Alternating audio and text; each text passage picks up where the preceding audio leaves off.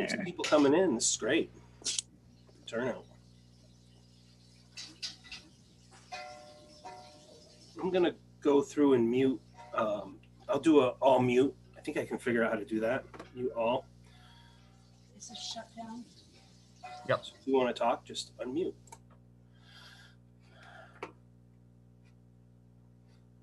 And now you're muted, Kate. I just muted everybody. Sorry. We can't escape the awkward Zoom moments. I know. Good morning, everyone. Welcome to Community Conversations with Dan Noyes and Kate Donnally. Senator we will Westman. be holding, and yes, he was going to be our honored guest. I was gonna introduce. Yeah, we are happy to have you join us. I guess a couple of quick things before we get into introductions. Let me just see what I'm trying to pull up here. I think essentially I can't find what I was looking for here. Just wanted to sort of set the tone. Dan and I are hoping to host this space every fourth Saturday of the month from 9 to 10. And it's really hope to create a safe community space where we can come together and just talk about the issues that are important to our communities. And I think, you know, in that spirit, you know, this is a multi-partisan space where people hopefully will come and again, talk about the things that are important to them. So we just want to sort of set the tone and ask that in that spirit, really relying on each other to engage in a safe and respectful way. As we, you know, hope we may not have hard conversations today, but I think we do hope to create opportunities for the community to come together and have at times hard conversations about challenging things. And so, again, just wanting to set the tone that hopefully this can be a space that feels safe and respectful. So we have a couple honored guests here today. Senator Westman has joined us. And maybe we can twist his arm and see if that could be a regular occurrence, but just let me know and I'm a regular. Love it. Thank you. Michael Rooney is also here, who is currently the chair of Lamoille FiberNet, which is the communications union district that is our local communication union district. And he can speak a little bit more to that. So I think what we'll do is,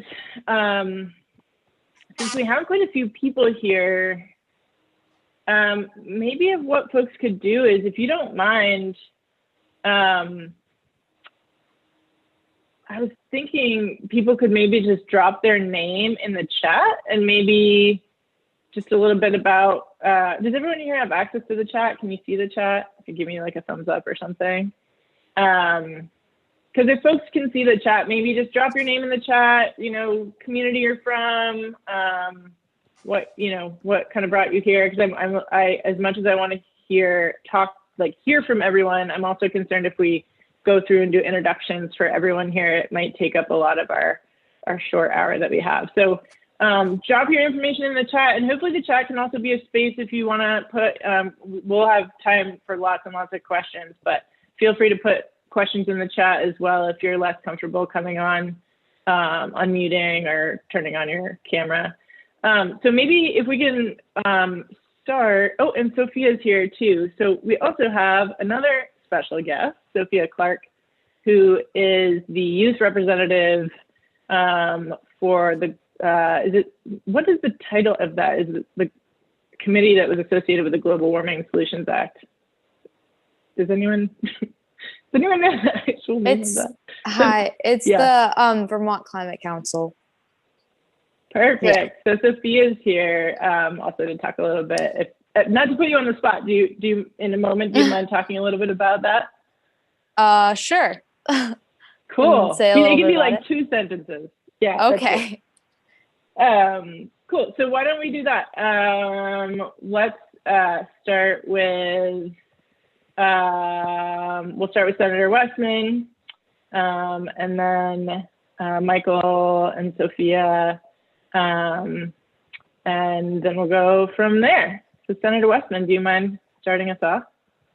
I'm here to listen and answer questions and be helpful, and I would like to participate in this if you do it every month. I think that would be great. Awesome, thank you. Michael, do you mind introducing yourself and just saying a little bit about the work that you've been doing in the community? Not at all. My name is Michael Rooney, and while I'm thinking about it, we've also got Jack Bull on the line. We're both members of the governing board of the Lamoille FiberNet Communications Union District, which is a mouthful, so we abbreviated LFCUD. And what we're about is getting fiber into every 911 address in the towns around here that are members of our of our communications union district. And that's a process. So we're starting, we've already gone through the step of getting a feasibility study and getting a business plan. And now we're embarking on getting, actually proceeding on the next step of build out of the fiber. And that will go into the first level. It will be going into the unserved buildings and residences that are around, and then gradually through the other sections so that eventually we get all of the addresses.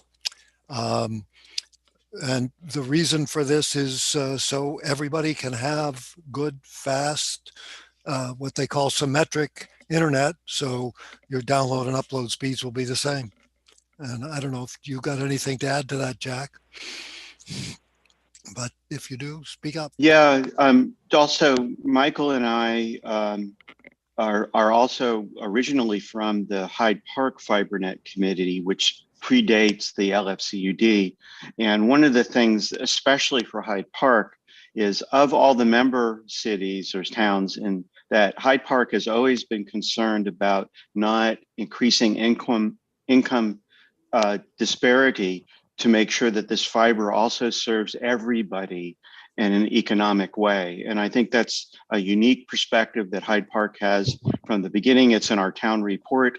And I support Michael as the primary delegate from Hyde Park. I'm on the technical committee, but I try to focus on that economic issue. Michael, is that sufficient? Thank you. That's perfect. Thank you, Jack. That this affordability is, a key element for all of us in the in Hyde Park, particularly, as Jack said. But we're trying to really force everybody in Lamoille County to think of it that way. Yeah, thank you guys. And I think I'm fairly confident that some of the folks who came this morning had some questions about internet. So I'm sure we'll loop back around to those. Sophia, again, I apologize putting you on the spot, but if you don't mind just giving a sort of brief description of the work you're connected with on the state level. Yeah. Hi, everyone. I'm Sophia. I'm the youth rep for the Vermont Climate Council, which came into act this past September after it was vetoed. So it's called the Global Warming Solutions Act. And basically it's a council of 23 members. And we are tasked to reduce Vermont's greenhouse gas emissions to basically net zero by 2050. And so right now we just set up our subcommittees, which is science and data, just transitions, ag and ecosystem, rural resilience, and there might be another one. It's a lot of different words. But yeah, so right now we're just selecting additional subcommittee members. And then in our next meeting, we will be presenting those members to the full council. So that's where we're at. And then we'll start doing a lot of the dirty work. Yeah. Awesome. That was. How did you? Oh, go ahead. Yeah, go ahead, Dan. Oh, I was just wondering how did you get appointed to this position? And so maybe you could talk a little bit about that. Did you write a letter? How did they know that you were interested in this? So I am sort of still part of Youth Lobby, which is a youth lobbying organization. So we did a lot of lobbying for the GWSA, Global Warming Solutions Act. And so I was writing a lot of letters to reps around the state. And then I was like subscribed to David Zuckerman's newsletter, and I knew that the bill had been passed or not. It was overrode after the veto. And so they were looking for a youth member, and there was application, and I applied. And then a couple of weeks later, they responded, and I was appointed, I guess. Yeah, which was exciting. Nice. And you wrote me an email about something totally Yeah. different. I was like, oh, I know that name. So that's how I was glad to hear that it's going well. And so did the governor give you a call, or did you just get a letter saying that you were? I got a letter. It was really, cool. Yeah, it was really fast. And then like the other thing I sent you is another bill I've been working on, not myself, but like me and another group of youth, which is the Vermont Youth Council bill. Mm-hmm. And we just started getting testimonies for that. So it's really exciting. Really happy to see that getting rolling along and hope it keeps up the pace. So thanks for your support. And Kate, really means a lot. Yeah. I didn't even know that bill was being drafted. So yeah, it was nice to get your email. And then I reached out to Representative Lanphier and signed on to it. So thanks. Yeah. I mean, there's worked on it. We get going, there's so much stuff going on, we're not in Montpelier, so we're not having those interactions in the hallways where people are coming up to us and talking about, some of the initiatives they're working on. So, we gather information where we can and try to have those conversations. So thanks. Yeah, thank you. Yeah, Sophia, you're clearly a really effective advocate. And I wonder, again, not to put you even further on the spot, but since you mentioned it, do you feel comfortable talking a little bit to the bill that you just described of what that bill sort of envisions, the Youth Council bill? Yeah. So basically, it was a bill that was, it didn't get passed through the House in like 2019 or 2020. I can't remember. But basically, it's saying it's going to be a youth council. So it'll be comprised of youth, like Vermont youth members that can give advice to the governor and Senate members, like on bills that affect youth. So pretty much a lot of the bills, just to have more voice. So they'll be saying like, oh, maybe you should do this to this bill for this reason. So we'll be giving input basically to the governor on certain bills. And then we'll have meetings monthly, and then we'll have public forums and updates and things like that. That's where it's at right now. It could get changed a little, but that's the basic. It's just like a mini youth government kind of system thing. Yeah. That's great. Thank you for describing that a little bit more fully. And again, just thanks for all that you're doing in the community. It's awesome. So then maybe Dan, you and I can just do a brief little mini intro of ourselves. And then I think let's open it up for some questions before we do our introductions. Just in terms of questions, I think a couple different options. Usually what I find works best is if people can use the raise your hand feature. And if that's not available to you, feel free to unmute and let me know. But for some folks, when you click on participants, it's at the bottom of your participants list. For other folks, if you go to reactions, there will be a button that says raise hand. And that, yeah, if you know you have questions that you're going to want to ask, you feel free to get in the queue that way, or put your question in the chat, again, if you don't feel comfortable verbalizing openly to the group. Yeah, all right, Dan, introduce yourself. Sure. Well, Dan Noyes, represent Wolcott, Hyde Park, Johnson, Belvidere with Kate, and I'm on the Human Services Committee.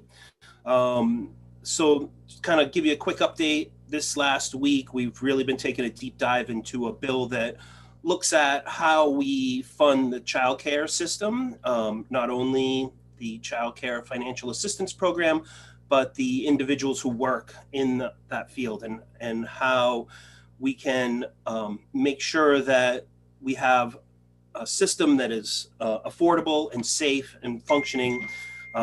So that's been kind of what we've been working on this week. And then next week, actually, I have two bills that I introduced coming up in our committee.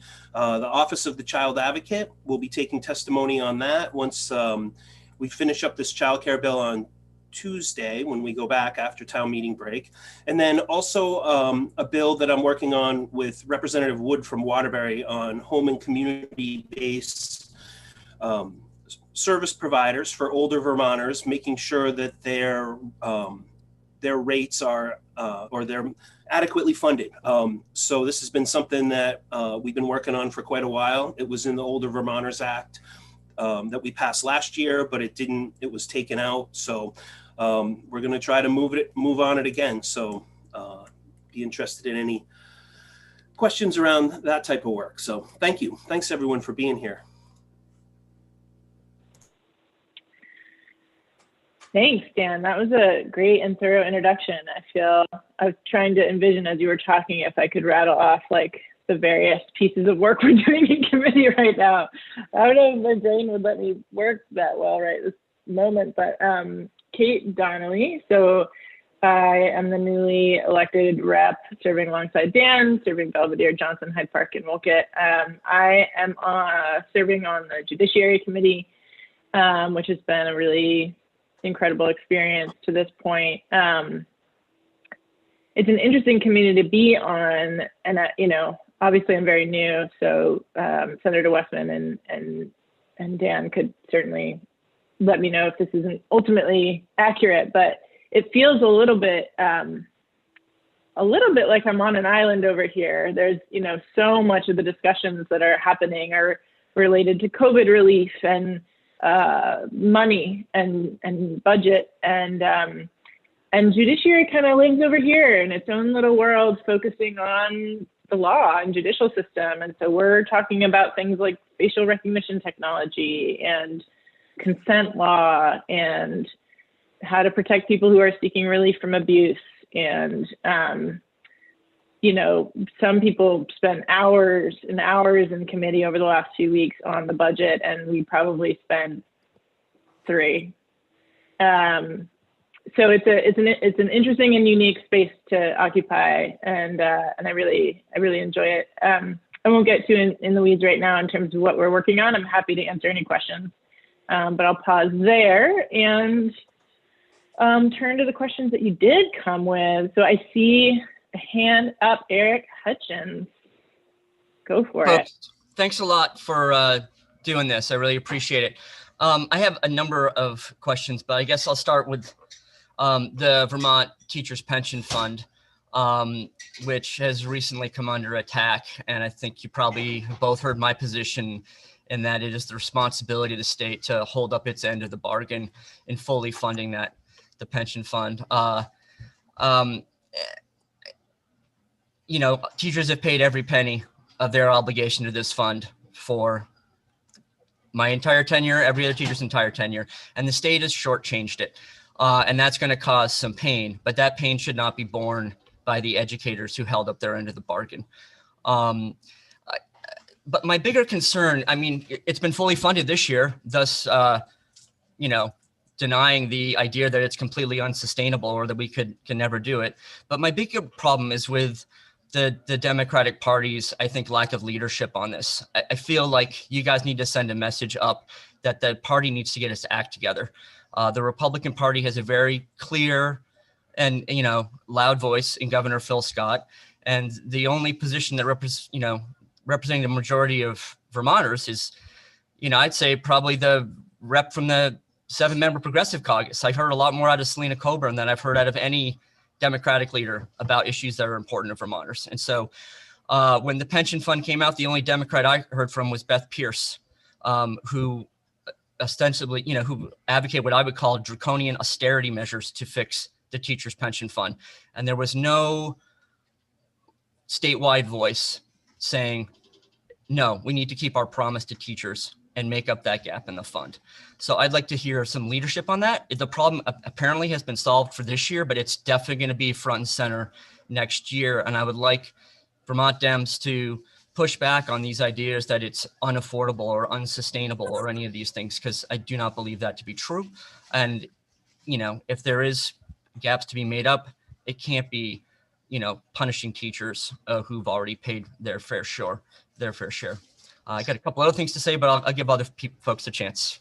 If you guys could all articulate what your positions are next year on funding the teacher fund, I would appreciate that as well. Yeah, thank you, Eric. I appreciate your comments, and I really appreciate the feedback in terms of that sense of a lack of leadership on the issue. I think I'll just share my thoughts, and then happy to pass on to Dan and Rich and see what their thoughts are as well. I mean, I think just when I saw Treasurer Pierce's report come out, my stomach just dropped, because from just stepping back and looking at it in the context of everything that teachers have been through over the last few years, certainly during the time of COVID, it's just been an inhuman amount of stress, I think, that's been placed upon educators and people within school systems. And so I think, if nothing else, and this doesn't really speak to the central issues you're getting at, but if nothing else, just the timing of that was so brutal, in my opinion. And what's hard is that, Senator Westman and Dan Noyes can certainly correct me if I'm wrong, but I think that is part of, she is required to put out an annual report on the pensions, and that's just happened, apparently to be when it came out. But the timing just couldn't have been worse in terms of just another massive blow to educators who've been putting so much time and effort and really putting themselves at risk in a lot of ways to ensure that our communities are functioning and that our youth are receiving the education they need. So I just want to honor that and how difficult that must have been. I think this is such a massively complex issue. It needs solutions, and I'm not going to pretend in this moment to know what those are exactly. I know that the Speaker of the House is committed to working collaboratively in multipartisan efforts to come up with, a true sustainable strategy for this issue. I agree with you. My personal stance is that should not be on the backs of teachers.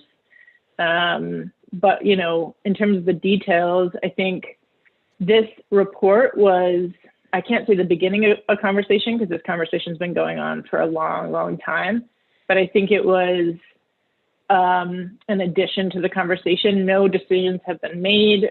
She does not write policy.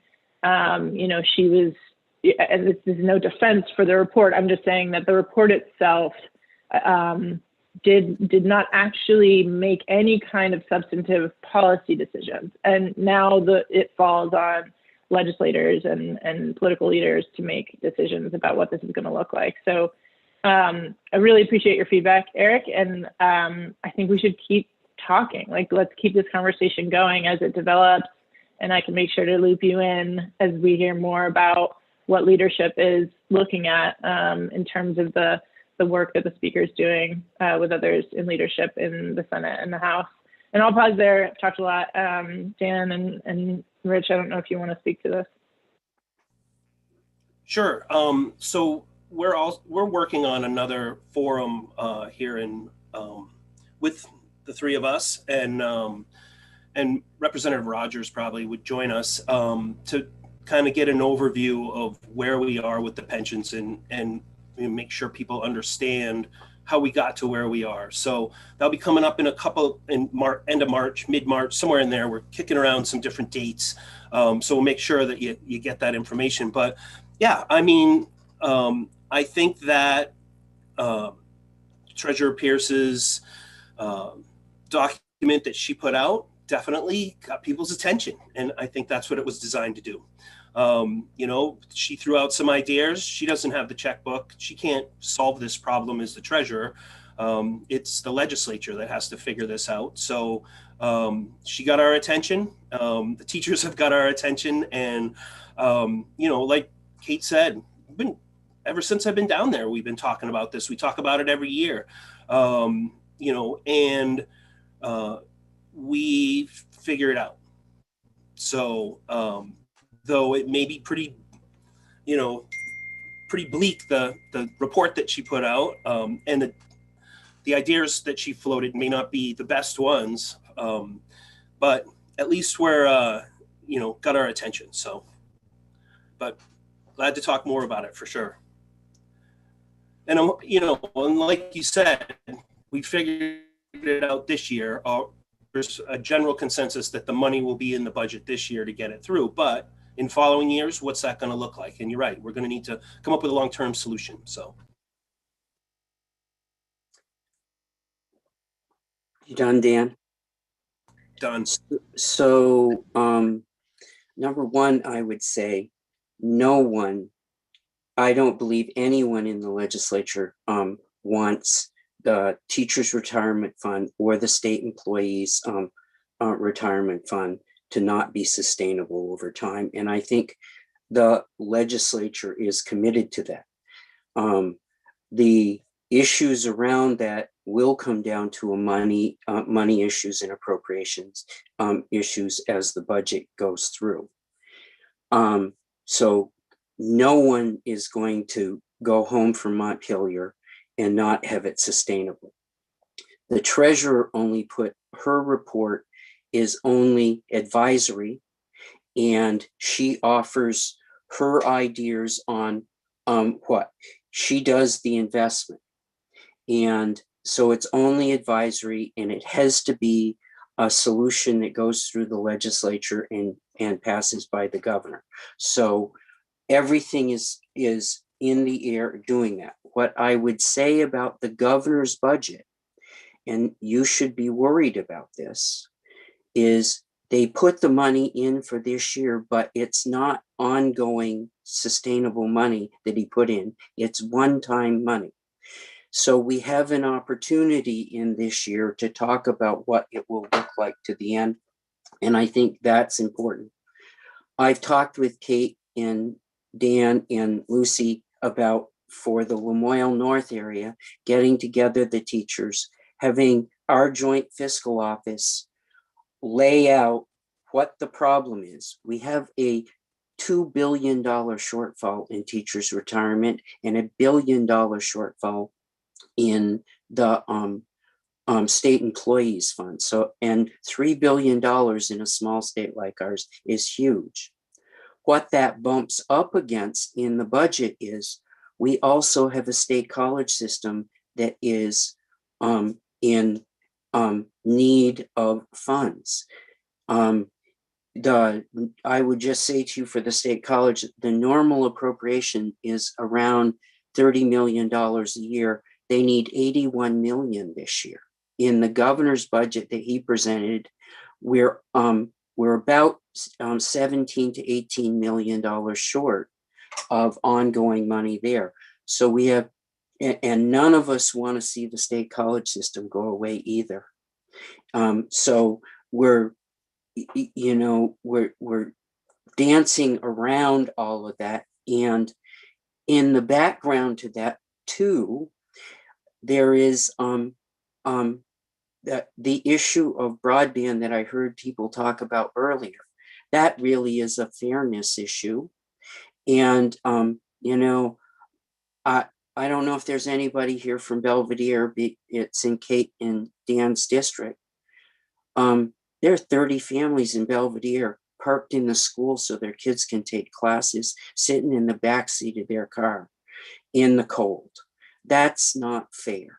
And so we've got all of those issues in it. But I can assure you that the retirement issue for state employees and teachers are no one wants it to go away.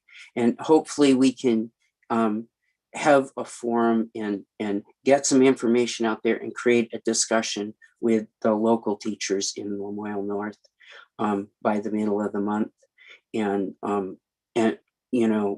and work this out. About that period of time, the House will start to move its budget. So it will be, I think, really helpful for the House members. It'll be helpful for me as we construct the budget in the Senate. Thank you, Senator. Eric, I saw your note. I see a couple other hands up. Is it just a quick follow-up, or are you good for now? Let the other people ask their questions, or I'll come back. All right, cool. Thank you. And yeah, just to reiterate, I think we are committed to engaging in a local community conversation specifically on this issue. So whatever doesn't get addressed tonight, I think we'll have more time in the very near future to keep having this conversation. It's still morning, Kate. It's still morning, Kate. Oh, what did I say? What am I talking about? You said tonight. Oh, yeah. Today. That is one of the byproducts of COVID. I've lost all sense of time and space. Yeah, Zoom is crazy. It really is. The other day I was watching a YouTube live stream and I kept compulsively checking my phone because I thought I was unmuted and I was going to disturb the meeting. And I was like, you're not in the meeting. I feel like my whole life now I'm just in an active Zoom meeting. Okay. Linda, your hand had gone up next. So I won't be asking for any money. But it kind of came to light to me with the increase in the early voting, why the law states that you can only hold an informational meeting within 10 days before the election, but the ballots go out 20 days before the election. And I think that date just allows for more uninformed voters. Not that every voter is informed, but it doesn't give them an opportunity. So I'm just asking if, you see some kind of election bills come through the Senate or the House, that you might bring that up to maybe have them look at that date, maybe move it up a little. Yeah, go for it, Senator. Can you email me, Linda, about that? I'd love to forward an email from you to the chair of the GovOps committee in the Senate. Sure. Yeah, I that's just the kind of thing I think Jeanette would be happy to take a look at. Okay. Thank you for what you are all doing. Thank you, Linda, for everything you're doing, and for that suggestion. Jack was the next thing I talked about. Thank you, Kate. So I have some intersection between the different organizations I'm involved in. Mike and I, again, are in the CUD. I'm the Hyde Park board member for the Lamoille Valley Property Owners Association. And I'm also on Racial Equity Alliance and the Greater Stowe Interfaith Council. So I'm going to just talk about some intersectional issues and just make sure that you're aware of them and support. First, in terms of internet access, what we found is improving internet access actually raises property values in rural areas. And since one of our long-term issues is raising revenue in Vermont, not only the value of the property people are here, but also being able to attract out-of-state people who want to relocate to Vermont and have actively looked at it. And through the Property Owners Association, we've become aware that there's many people looking to move here, but lack of internet access so that they can work from home or have small business from home is a deciding barrier. And so we I get queries saying, what kind of access do you have? You know, I'm interested in a property on the Lamoille Valley on the river. And I can say what's projected, but it's a severe limitation. So that's a revenue issue long-term to be able to support it. And I know I talk about access for low income, and that's really for protecting the other area, is that we want Lamoille County, Vermont to be a welcoming state. And even though, you know, we have a long history of being predominantly white or identifiable as white of the state, and we don't realize, in fact, that there's a lot of disincentives for people who have different backgrounds from woodchucks or the people that have lived here for a while, and also the flatlanders that are here. And so we have to really consciously reach out and make sure that we also support racial equity and that we're a warm, welcoming environment, and make sure that that rolls down to all our citizens. So I just wanted to bring up those two issues that are, I think, probably cross-section all of the people that I support. Over.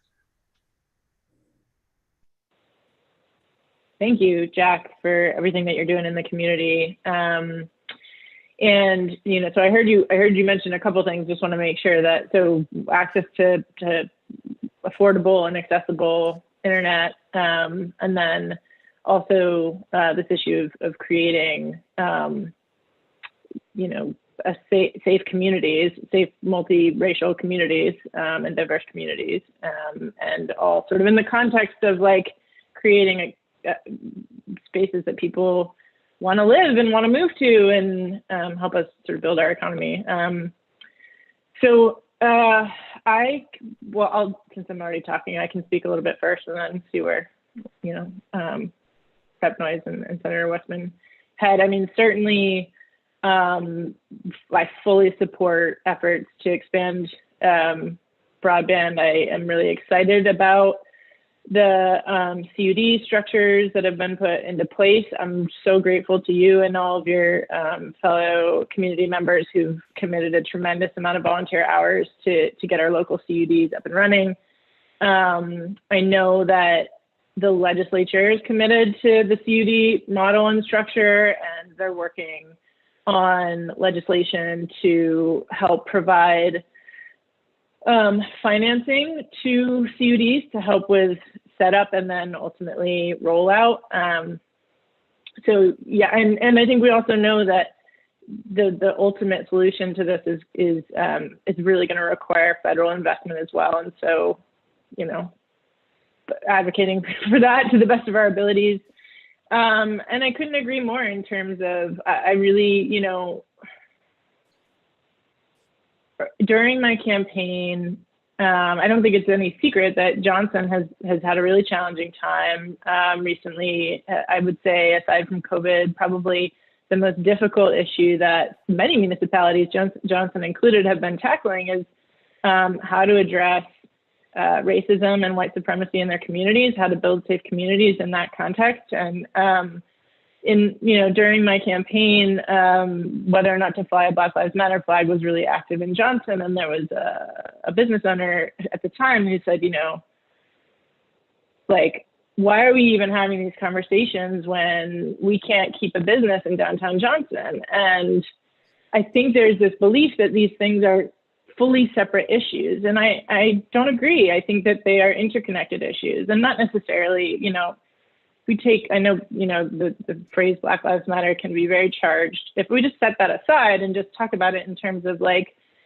acknowledging that for many people, we do not have safe communities and safe spaces for people of color. There's many people of color that live in our communities who I've heard from who are afraid to go to the grocery store and afraid to advocate for their children in their schools. And that's a problem for us as humans, but it's a problem for us economically. If we don't have safe communities for people to move to, we are not going to have thriving downtowns. I really believe that's true. And so to me, these things are really interconnected. And I'm looking at, you know, and supporting legislation that is working to build incentives for BIPOC land ownership. But one of the things that has really been important to me and that I've been talking to folks about in terms of that kind of legislation is, how do we partner that with efforts to ensure that our municipalities have what they need to be safe? In other words, like, I don't want to create policy avenues that open up opportunities for BIPOC people to purchase land in rural Vermont and then move here and be fundamentally unsafe. To me, that is concerning.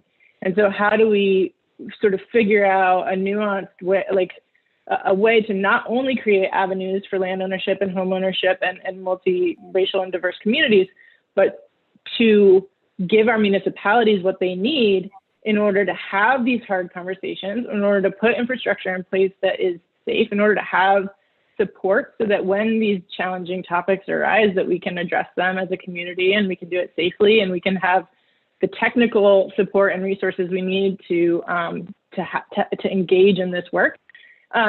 Susanna Davis, who is equity director in Vermont, feels similarly. I mean, that's not fair to, I don't want to put words in her mouth, but she is actively working right now on just that kind of project. So building, sort of increasing funds and technical supports to municipalities who are ready and willing to do this kind of work. The state's trying to figure out how to support that so that they have what they need. So I'll pause there and open it up to others who want to comment on this. I'll just talk briefly on the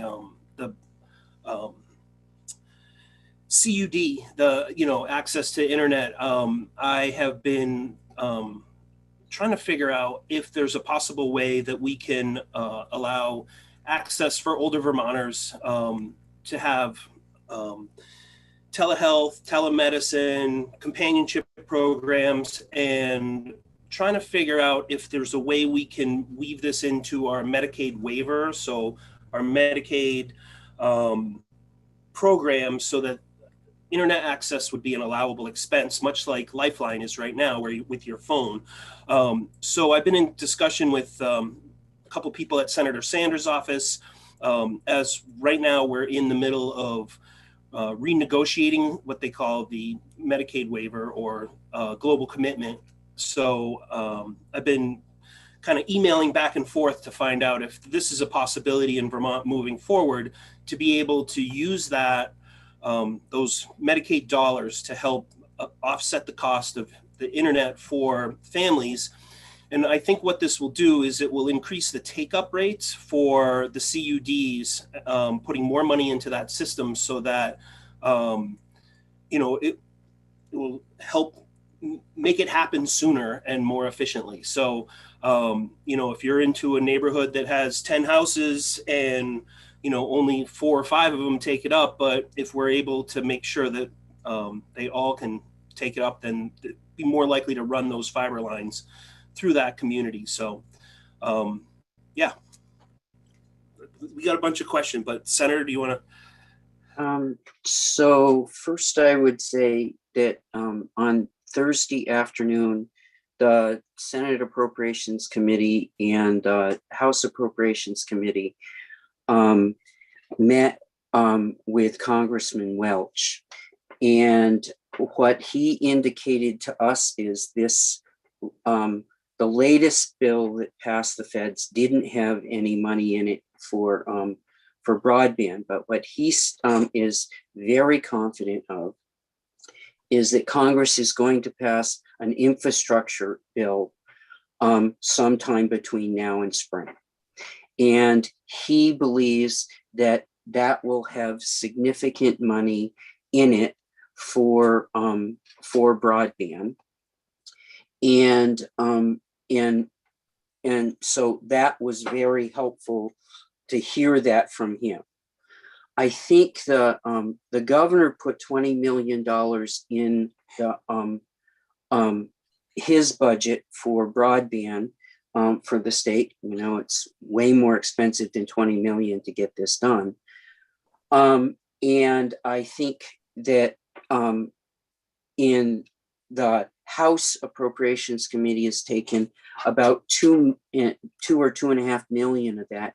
And I think they're working on getting that out early to help better organize these communication union districts, the CUDs, and get that. So that might be, if that's a bill that's on the fast track, that'll be 2.5 million that sometime by the end of March will be out for them to deal with. So Friday. What's that? We passed it Friday. Yeah, and it will be.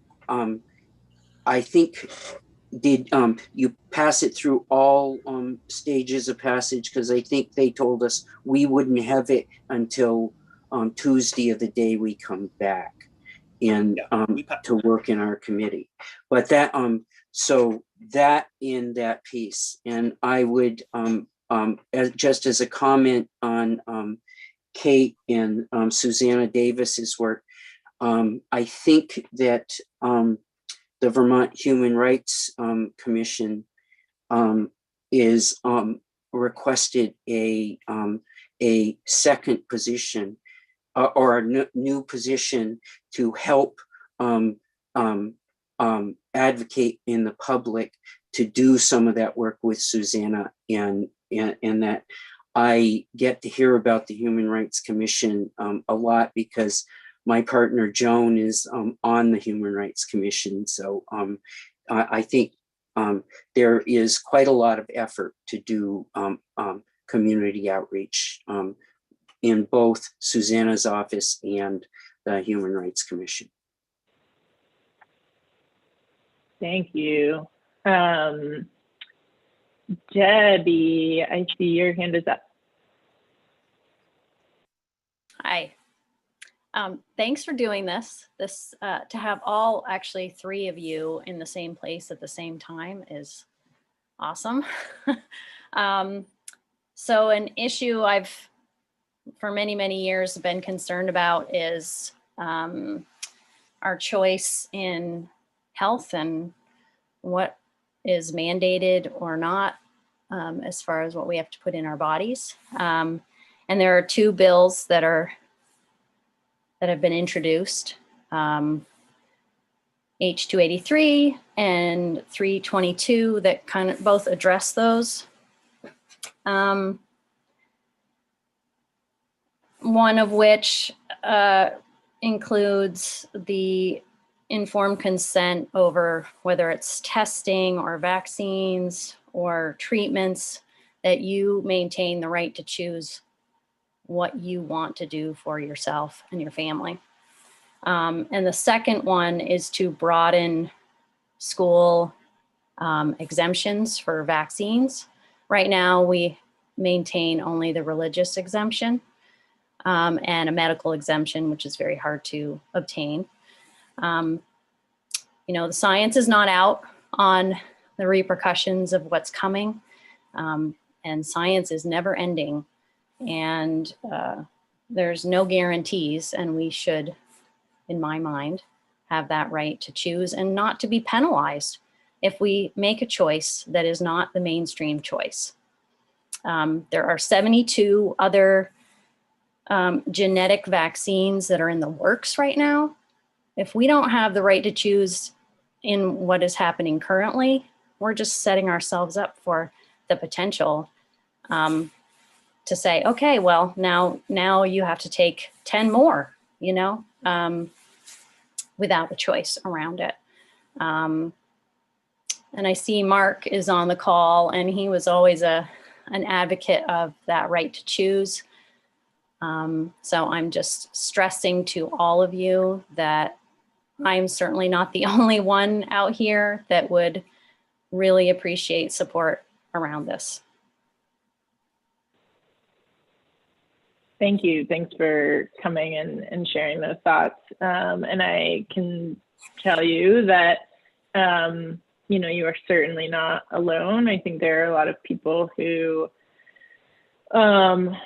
this is a really important issue to, when we're, it's part of what you're talking about is autonomy and physical autonomy. And, this is not an attempt to punt on this particular issue. I know we have, just looking at the time, but, and your name looks familiar, so I don't know if you and I engaged in an email exchange or not, but I can say that my sense is that none of the legislation that you have referred to is moving. So, and again, I'll look to Rep. Noyes and Senator Westman to correct me if I'm wrong, but just as an immediate answer, in terms of relieving some of the stress that people are experiencing when they see this legislation being put forward, I don't think there's going to be any movement on it. That doesn't, solve sort of this larger question that you're referring to. And I would just say, let's be in touch. Like, let's keep talking about this as things arise. And sort of, I think from my perspective, I look at each bill individually and really just want to get a sense of what it's asking for and what it's looking for, and to hear the testimony on it and understand the issue. And so that's where I'm coming from. And I would just encourage you to reach out anytime these things come up. And I'll pause there and let Dan and Rich respond. Sure. So I don't foresee anything changing from the religious exemption and the medical exemption that we have now. There's bills on both sides that have been introduced. I don't see any of those happening before crossover. So we, in the House, we debate House bills up until the week after town meeting, and then we move on to Senate bills. So I don't see either side of this happening this legislative session. I don't know about next year, but right now our agenda for the Human Services Committee doesn't include those that particular issue in the next week. I also don't see anything changing. So I would agree. I don't see anything changing. There's nothing moving on this issue in the Senate right now. What I would say is that, particularly about the COVID vaccination, there's not enough vaccines out there for the people that want to be vaccinated right now. And that's going to continue for probably till next fall. And so there's no urgency within the legislature, any feeling on either side of this issue to do anything right now. Thank you. So I'm aware it's 9:55. I'd like to get to Diana's question, and then Eric, I see your hand is up, and I'm wondering, I want to make sure we sort of close this up by 10, but I'm happy to hang out an extra minute afterwards, after we go sort of like off YouTube and whatnot, if you have further questions you want to answer right now, or also just happy to communicate with anyone here via email or phone or anything of that nature. So Diana, if you want to ask your question. Sure. My apologies for coming in late. I am a paramedic in Morristown, and I was on a call and just got back in time to join in for the last 3 quarters. EMS is a huge issue to me, but it's not the one I want to talk about today. I wanted to address the CUD thing. And perhaps this was already covered before I was able to join in, but I just am so frustrated that we're putting all of our energy into these CUDs, which are obviously the answer to the problem in the long term. But in the meanwhile, to use like a first responder analogy, the house is burnt down. The house isn't burning. And here we are investing in better fire trucks for the future, a better plan for how we're going to put out fires in years to come. And, maybe we'll get around to doing something at my house in 2024, 2025. I see that that's the solution. I expressed my frustration to the Johnson Select Board, and I said, I think our municipal union or our town broadband committee disbanded too soon, because there was a stopgap thing that they could have done on behalf of the citizens of Johnson in between now and when the CUDs take effect. And what I look at as the example of what they could be doing is what you see happening on Front Porch Forum. I think Front Porch Forum is a really great way to kind of gauge the unmet needs in the community. And when you see a lot of conversation on Front Porch Forum about things like, what cell service do you use? What internet provider do you use? I have consolidated and it's horrible. You know, what's an alternative to that? And I totally understand how the town select board can't get into like promoting one business over another, but I sure see how they could be a clearinghouse for how to help desperate people, you know, solve an immediate problem. You know, I just think there's got to be some resource out there where maybe it's up to the town broadband committees to say, look, these are the options in our town. You know, we can't advocate one over another, but we can let you know these are the choices, because that's the kind of informal conversations you see happening on Front Porch Forum. And yes, I looked into Starlink. It's not available at my address. You know, I am basically screwed. You know, I'm stuck with Consolidated, have no other alternatives. You know, I could go on and on about my own personal epic, which has been ongoing forever.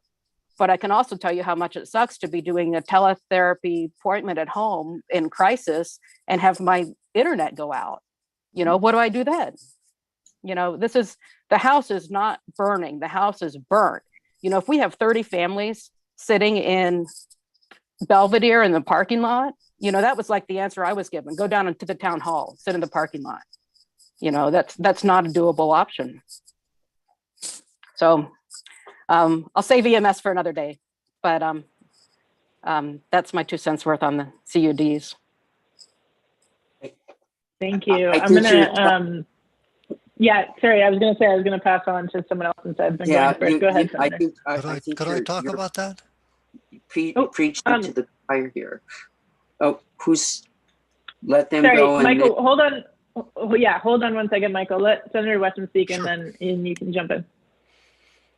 It really is an issue of resources, and it really is an issue of we need all hands on deck in this. You know, the utility companies have a role and a responsibility to play, as well as the CUDs. And I think all of our utilities have to get involved if we're going to run fiber eventually. In that they all have to be players and all have to be on board.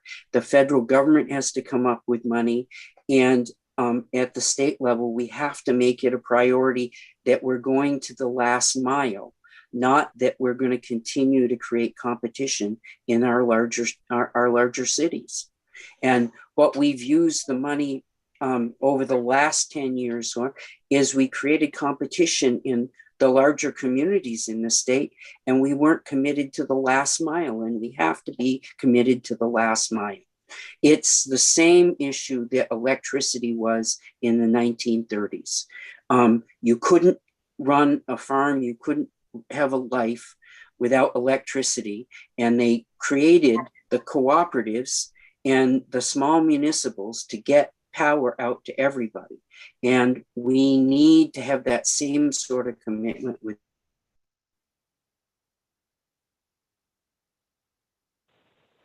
Thank you. Michael, if you want to jump in.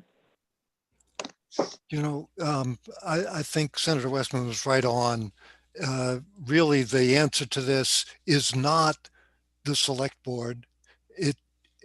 We don't have the money locally to do any of what's actually necessary to be done to put fiber in.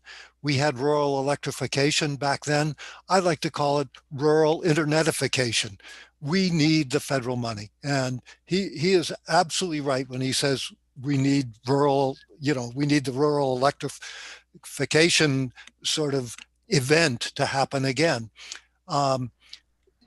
It's unfortunate that Comcast and its brethren and CCI and its brethren, they've been very good at lobbying the federal government, and they've got a totally bizarre set of conditions for what federal money can be used for now. And it's just one of the things that we, particularly in rural areas, are suffering with. It's not that the bigger towns, you know, the cities in Vermont got federal money. It's that they have enough people there to actually do something on their own. We don't have enough people here. We have enough people, but we don't have enough money in the hands of all those people to be able to do it all on our own. So it's going to come from the federal government. It's going to come from, the state government to some extent, but mostly from the federal government.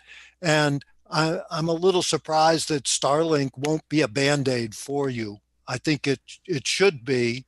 I'll text you in the chat system. I'll text you my phone number, my email, and we can do some work to see if we can get some more information about Starlink. But Starlink is a good Band-Aid. It's not going to solve our problems.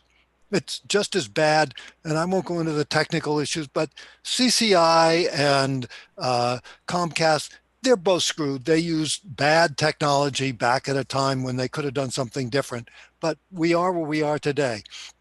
The wireless system is going to work for a while, and then it'll be replaced by fiber. And there are all sorts of folks doing all sorts of things about fiber. So don't feel you're just stuck. It's changing, just not fast enough. Just want to, I totally see where you're coming from, because my internet has dropped a number of times during this call where people just froze and then it comes back. And in fact, I've had a couple of votes. This is where I sit every day in my house on Consolidated, and it just shuts off sometimes. And I've actually had to go down to the corner to vote on my phone where I can get an internet signal on my phone. So I definitely hear you. And I know Consolidated is even telling people now in Wolcott that they have no more room in their boxes. So they're saying we can't hook you up. And so we definitely need to make these investments, and there's no question. I mean, we have a committee that pretty much energy and technology. The nice thing is in Lamoille County, we have 3 representatives sitting on that board and 1 senator in the Senate who's working on this issue as well. So Lamoille's in a pretty good place for that. So thank you. So I'm aware of the time. We're actually past 10 o'clock. Michael, I really appreciate your offer of being a contact. Hopefully I'm not globalizing this too much. Are you offering to be a contact for folks who are interested in connectivity issues? Are you comfortable with that? I'm comfortable with it to some extent. I think, excuse me, we'll try to help where we can. We can't do everything. I mean, excuse me, I suffer from the same thing that Dan does. I've gone on and off this call. Yeah, I don't have CCI, I have Comcast, but they're both the same. They're both screwed up in their own little ways. And we're happy to help try and fix that. We can't fix everything, but to the extent we can, sure. So I will follow up with folks after this, and I'm also happy. I mean, of course, I'll just go ahead and put Dan out there in this as well. As representatives, we're more than happy to be contacts. If you're having a specific issue, if you want help advocating for anything, please don't hesitate to reach out directly and see what we can do. Obviously, on this issue, there's so much work to be done. I know there's a couple more hands up. Eric, like I said, I'm happy to hang out a little bit after, but I do just want to try to end as close to on time as possible. So with that, I think we'll close this portion of the public meeting. If other folks want to stick around for this other question afterwards, then welcome to. But thank you all so much for being here. This was great. I really appreciate the opportunity to connect with everyone. We will, as I said, be doing this the 4th Saturday of every month. I'm trying to pull up my calendar. 1, 2, 3, 4. That would be March 27th would be the next scheduled gathering from 9 to 10. And since you RSVP'd, I'm just going ahead and sending the link. Actually, we just really use this same link, but I'll send the link to everyone who's RSVP'd in the past. So as we get closer to that date, you'll get something in your inbox. If you want to join us again, please feel free to. And I'll let Dan and Senator Westman say their goodbyes, and then we can sign up. Yeah, thanks everyone for being here, and reach out to me. I'm always available. Email, phone, text. Emails are emails can be pretty challenging right now. Just so you know, I get in like 100 or 100 or more a day. So, yeah, just stuff that I have to deal with. But anyways, thank you all for coming. Really appreciate it. Thank you for letting me participate. I'm happy to participate the 27th with the both of you. Dan, don't whine to me about your emails. I'm in a district that's so, emails are crazy right now. Thank you. All right, sorry, I was trying to unmute. On that note, have a lovely morning, everybody. And